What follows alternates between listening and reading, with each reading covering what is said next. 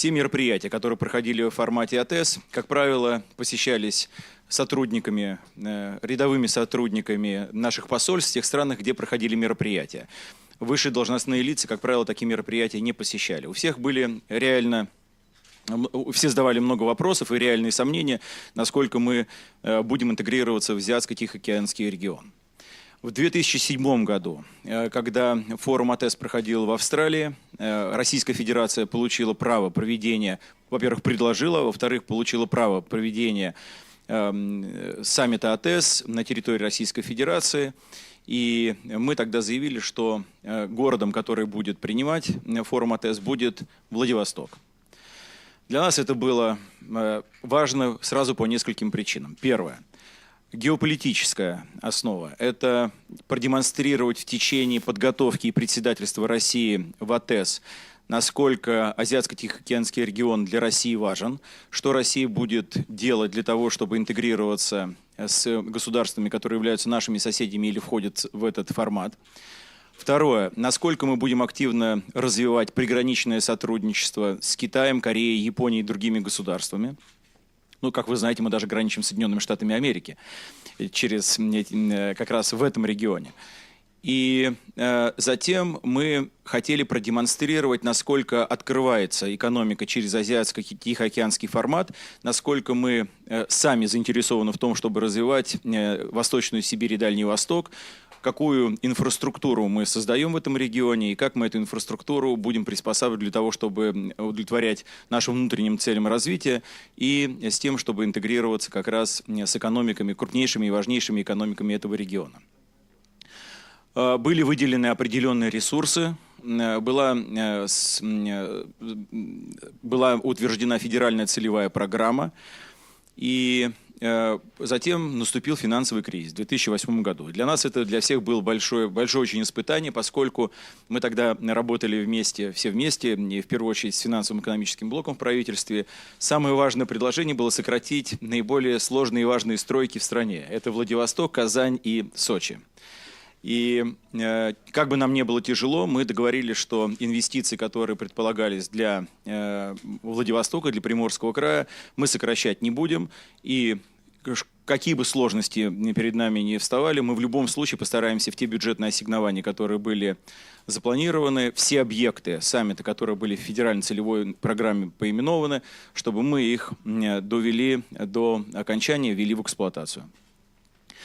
Мы все эти годы, все 4 года активно готовили инфраструктуру в городе Владивосток. Это отдельно очень большая и сложная тема. Я по ней готов отвечать на самые любые вопросы. Но для нас очень важным было, и, может быть, даже более важным, чем инфраструктура, которую мы создавали в Приморском крае, это наша экспертная работа и демонстрация того, насколько мы экспертно готовы лидировать по многим вопросам повестки АТЭС. Буквально 2 года назад саммит АТЭС проходил в Японии, и многие эксперты считают, что это было очень такое емкое председательство. Во время этого председательства фундаментальные темы изучались, исследовались и предлагались для обсуждения во время саммита лидеров. И затем уже председательство Соединенных Штатов Америки, и затем эстафету мы получили от США. Наше председательство мы развивали в том числе и темы, которые затрагивались в рамках или изучались в рамках председательства Японии. Для нас было очень важно, чтобы мы поддерживали эстафету в изучении тех или иных вопросов, но тем не менее для нас было очень важно принести и свое понимание, что мы можем как председатель принести для развития форума АТЭС с точки зрения развития всех государств, входящих в этот формат, но также, что это принесет экономике России. Мы имеем уже определенный опыт. Вы знаете, что мы председательствовали в «восьмерке». Мы как раз в «восьмерке» таким образом и исследовали всю повестку «восьмерки», что эта повестка может принести государствам, входящим в этот формат, и что это даст для внутреннего развития нашей страны. Также нам с вами предстоит буквально на следующий год, а затем через год принять форум двадцатки и форум восьмерки опять. Мы попробуем методологически использовать точно такой же подход. Что даст это для развития всех стран, которые входят в этот формат, и что это даст для развития российской экономики, для российской науки, образования и так далее. И мы готовились. Я могу сказать, что это была сложная работа, которая потребовала определенного административного ресурса, перенаправленности экспертов с одних направлений на другие. Сложность еще заключалась в том, что одновременно Россия вела и заканчивала переговоры по вступлению в ВТО, на формирование единого экономического пространства на базе созданного таможенного союза. И, как правило, это все ложилось на плечи одних и тех же экспертов в рамках министерства и ведомств. И нам нужны были высококвалифицированные специалисты, говорящие по-английски, которые в течение года нашего председательства будут активно продвигать нашу повестку. Ну, нам так удалось сделать, что уже в рамках председательства Соединенных Штатов мы свое экспертное присутствие значительно повысили по уровню. И уже старшие должностные лица, высшие должностные лица стали посещать мероприятия в рамках председательства США. И уже в рамках нашего председательства мы постарались и организационно в рамках всех кластеров, которые были заранее обозначены, это и Московский, и Казанский, и Хабаровск, во всех городах, где проходили мероприятия в рамках нашего председательства, мы везде постарались и экспертно быть на высшей точке наших возможностей, и продвигать ту повестку, которая была ранее заявлена нашими предшественниками.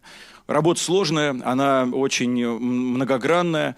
Мне, может быть, даже неудобно об этом говорить, скорее лучше будет спросить уже участников саммита по окончании этого мероприятия и по окончании министерской недели, с какими результатами Россия подошла к сентябрю 2012 года в рамках своего председательства. Но эксперты, которых я опрашивал, с которыми я работаю постоянно, считают, что и организационно, и экспертно Россия находится на очень высоком уровне. Надеюсь, что мы это мероприятие, саммит, не министерскую неделю, саммит проведем достойно, и лидеры не просто примут какие-то декларации, которые будут означать продвижение по общим подходам, но в том числе смогут разрешить и очень сложные вопросы. У нас там есть некоторые сложные вопросы по беспошлинному, в том числе, продвижению высокотехнологичных товаров, но это работа еще на ближайшие дни перед тем, как лидеры соберутся. По поводу прямых бонусов. Вы знаете, я бы начал с жителей Приморского края. Скорее всего, самые прямые бонусы для тех, кто живет в городе Владивостоке, и насколько экономика Приморского края и Дальневосточного региона в период подготовки, в последние годы росла, как эта экономика росла и чего удалось достичь в этом регионе. Практически все, что останется как инфраструктура и все объекты по окончании саммита, это, с одной стороны, новое качество жизни владивостокцев и приморцев, с другой стороны, это некая научная образовательная инфраструктура, которая добавляет к нашему научному образовательному потенциалу в рамках нашей страны.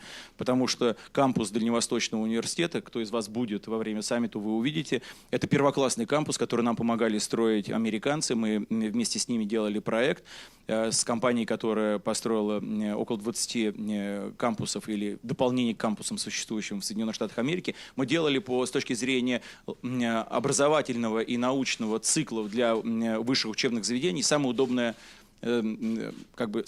кампус, какой только возможно. Я считаю, что это самый современный, самый лучший кампус в стране на сегодняшний день. Дальше, что касается взаимодействия Академии наук и Высшей школы, в Дальневосточном регионе, может быть, это взаимодействие лучше, чем в других регионах.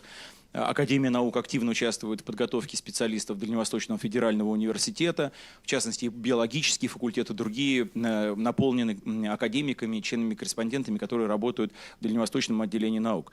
И сейчас ректорат активно ведет переговоры и с Австралией, и Сингапуром, Соединенными Штатами Америки по совместным программам, которые будут проходить и в тех университетах, и в Дальневосточном университете, где-то будут совместные дипломы, где-то будут отдельные программы подготовки специалистов. Но мы считаем, что развитие Дальневосточного федерального университета есть, по сути, тот большой вклад в интеллектуальное развитие нашей страны, который мы должны по итогам саммита с вами осознать, понять и иметь. Что нового для России означает вот это азиатско-тихоокеанское измерение? Но мы в настоящий момент торгуем больше, чем на 50% с Европейским Союзом. И вы знаете, и в посланиях президент в том числе говорил, что Россия – это европейская держава, мы традиционно связаны с европейскими рынками, и все, что к этому прилагается. Но в настоящий момент надо осознать, что если все же мы перед собой ставим задачу разнообразить нашу экономику, быть менее зависимыми от сырья, быть значительно сильнее и востребования для различных экономик мира, то тогда вот этот баланс должен быть смещен.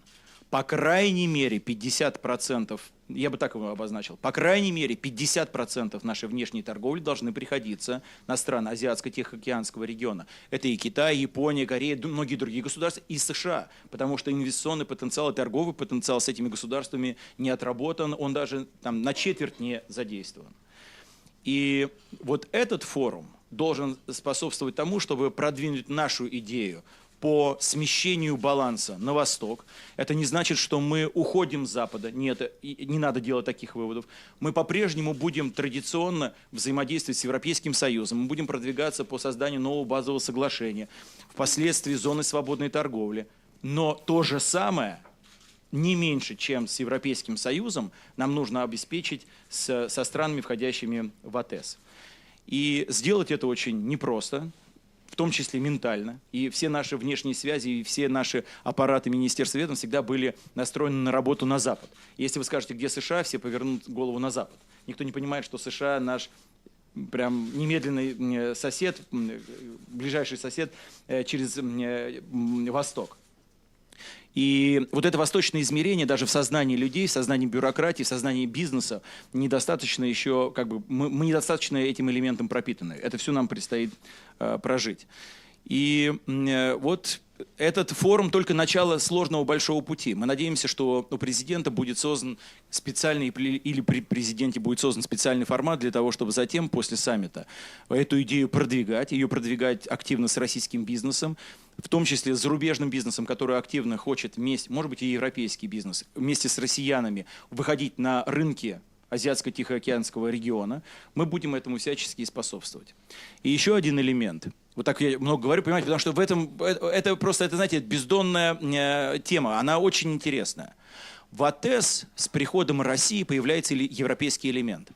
И я когда выступал перед министрами торговли в Казани, когда я сказал, что вы понимаете, что вот вы сейчас находитесь в Казани, и вы обсуждаете тему АТЭС, а на самом деле вы находитесь в Европе, и Россия значительно европейской повесткой снабжена, и Россия отрабатывает европейскую повестку, при этом хочет ее, проводя и дальше и развивая, иметь с вами не менее интенсивную повестку.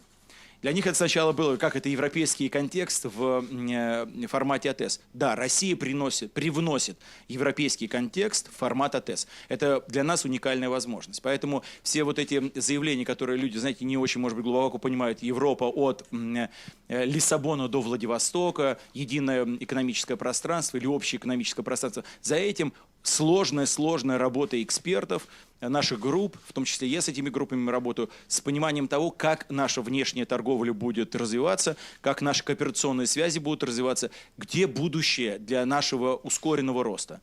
Будущее нашего ускоренного роста – это когда у нас две крепкие ноги. Не одна европейская, а европейская и азиатская. Вот когда мы крепко будем стоять на этих основах, то тогда у нас будет совершенно другая с вами безопасность нашей экономики. Вот все это дает не один только форум, а форум АТЭС дает нам возможность ускориться в понимании этих вопросов при подготовке и затем проводя уже эту повестку по окончании саммита.